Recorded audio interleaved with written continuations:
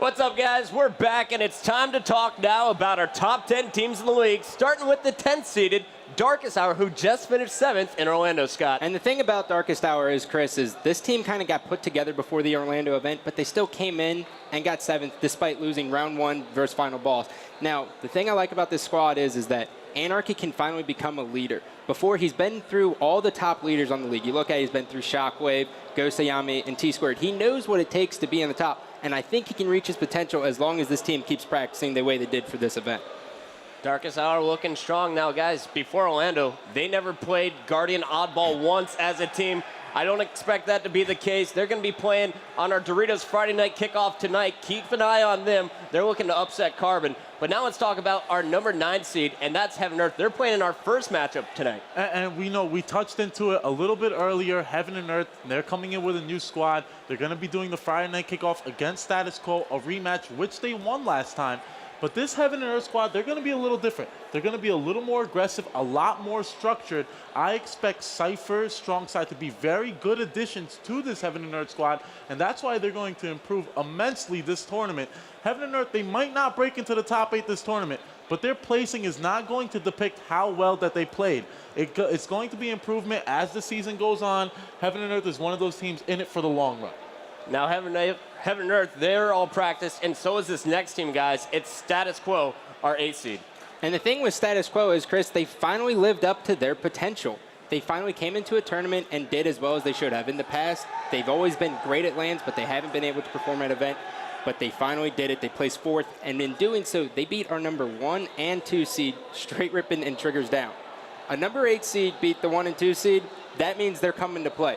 Now, the thing I like about this squad, though, is before this event, they did not land against any of the top 5 teams. Every other event, all the top 5 teams have looked out for them, but they have no idea what to expect, and they are going to sleep on this team, and if they do, Status Quo is going to upset them. And what I really liked about Status Quo was their ability to battle back, how they fell into the losers bracket so early, ability to beat the number 1 and 2 seed. That just showed their level of talent, and that's why I expect them to be a very good team this tournament. All right, guys. Now, Status Quo, they started off slow last event. Let's see if they can pick it up early at this one. They're playing on the Doritos Friday night kickoff. Let's move on now to our number 7 seed, and it's Carbon now after finishing 11th in Orlando. A very dangerous 7 seed. Obviously, yes, they did finish 11th in Orlando, a very disappointing event for Carbon.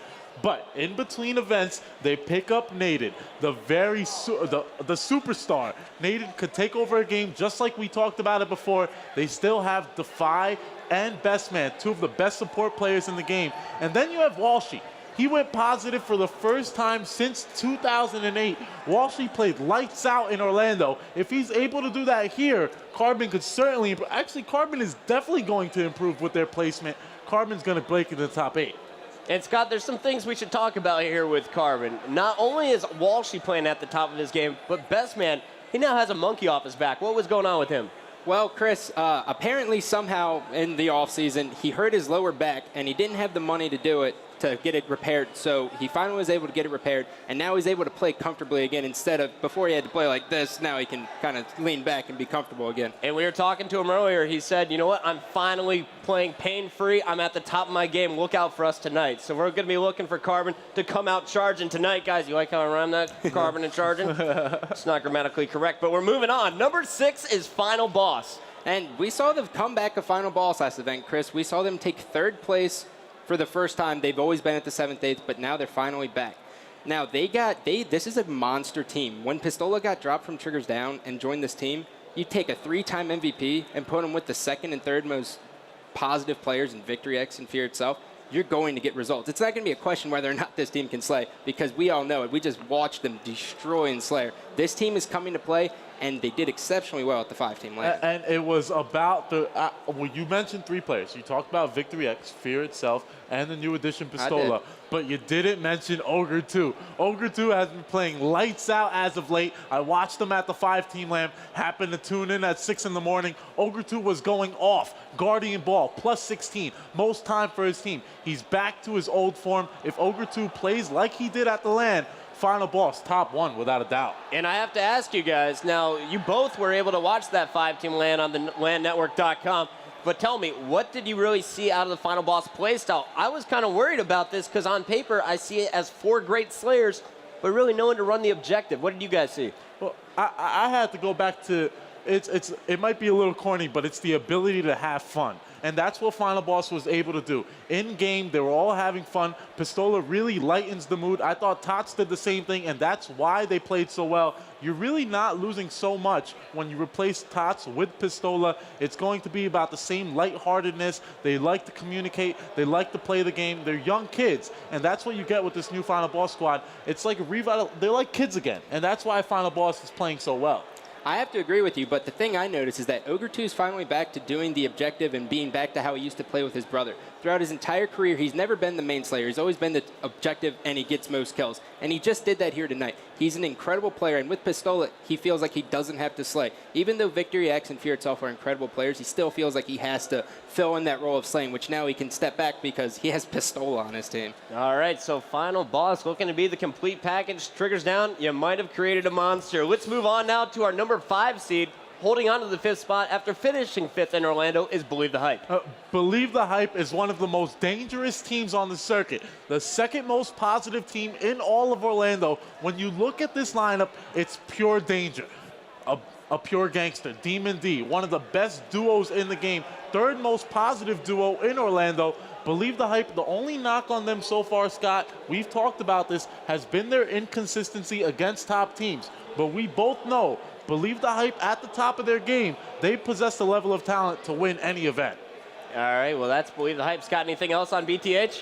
Well, all I have to say is that even though Destin has like a broken hand or whatever it is, he's in a cast, he's still playing incredible Halo, and you can't sleep on him. I am predicting them to beat Straight Rip in round 3 just because they have a complete, no one knows what to expect from this team. Like you said, they're inconsistent. They can come in and get 7th, 8th, or they can come in and win the national championship in 2009. You never know what to expect from this team, but you can't sleep on them. You always have to give them credit. And you know what, Scott? I talked to Tom, I talked to T-Square last night, and the one thing he was worried about going into his Believe the Hype matchup was their lack of structure. So if you watch Straight Rippin', they possess a lot of structure. And when you look at the Believe the Hype squad, it's not the same story. They're 4 players who are just running around, running and gunning, and that causes a lot of problems for top teams. That's why Believe the Hype is so scary against top teams. All right, guys, well, let's keep this moving along now to our number 14. Believe the Hype will be facing off against these guys in winner's bracket round 3, and that's Straight Rippin'. They dropped to the number 4 spot. And, you know, Straight Rippin' got a wake-up call. They got a wake-up call at Orlando. They realized, hey, we can't out-individual skill every other team anymore. We have to work as unison. So they went to the 5-team LAN, and the first day they got steamrolled by Carbon. It was embarrassing to watch. It was 10-1. So what did they do? They stepped back and they're like, okay, what makes Instinct so good and all these other teams so good that we can't beat them anymore because we have our main Slayer and Snipe, then we should be winning. And they realize it's all about unison. They work together. Now you see them start running in 2s. We talk about it a lot. It's a very structural thing. They run in 2s a lot, and they split up the map, and this team is extremely deadly again. Legit is playing back to the beast mode status. I mean, Chris Puckett created a word for this guy called beast mode. He has the talent to win any tournament by himself. Beast mode. It's classic.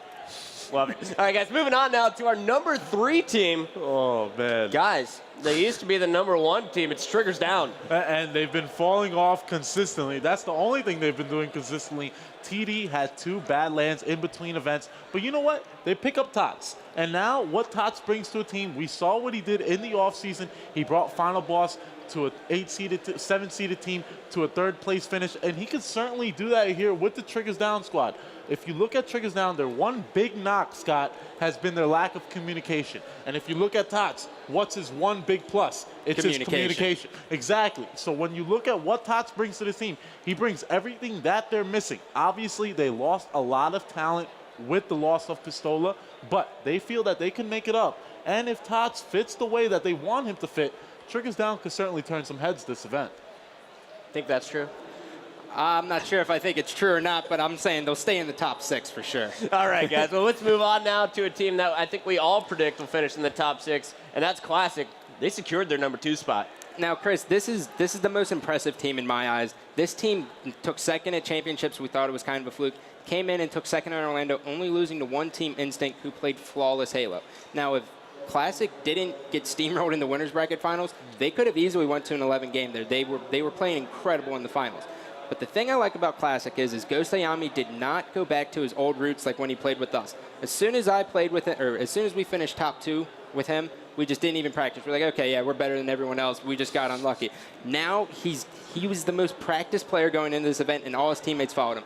At the LAN versus Triggers Down, where they won 54-23, in between 11-game series, they were playing online. I would have never even dreamed of playing online at a LAN. Why would I put myself through that stress? But it just shows the level of dedication for this team. And you know, Scott, going back to that LAN, they didn't go to the 5-team LAN. They were invited to the 5-team LAN, and they chose not to go. I really like that move by Classic. Nobody knows what to expect by Classic going into this event, and that's going to turn a lot of heads. Once you're at a 5-team LAN and you're playing the same teams consistently, you get used to playing those teams, and when you play Classic, you're going to be thrown off, and that's why Classic is going to see some success. All right, well, Classic expected to see some success. Yeah, S's are fun. Hey, let's move on now, guys, to the new #1 team. I'm excited about this one. Instinct has their #1 spot. And they deserve the #1 spot. When you look at what Instinct did in Orlando, they played absolutely flawless Halo, no holes in their game. The perfect balance between slang and objective ability. Instinct played lights out. Nobody, if they play like they did in Orlando, nobody stands a chance. And that's why Instinct deserves that #1 spot. I couldn't agree more with you. Even if they played like 85% of what they did in Orlando, Exactly. they could still easily take this one. You know, when you look at them, only 18 games played.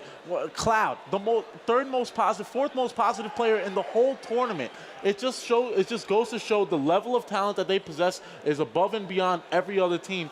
Roy and Lunchbox have really stepped up their game. All right, guys, so that's going to do it. That's all 10 of our top 10 teams. Guys, we're going to a quick commercial break. Now that you know the teams, you can hear our predictions, but that's coming up in about 1:30.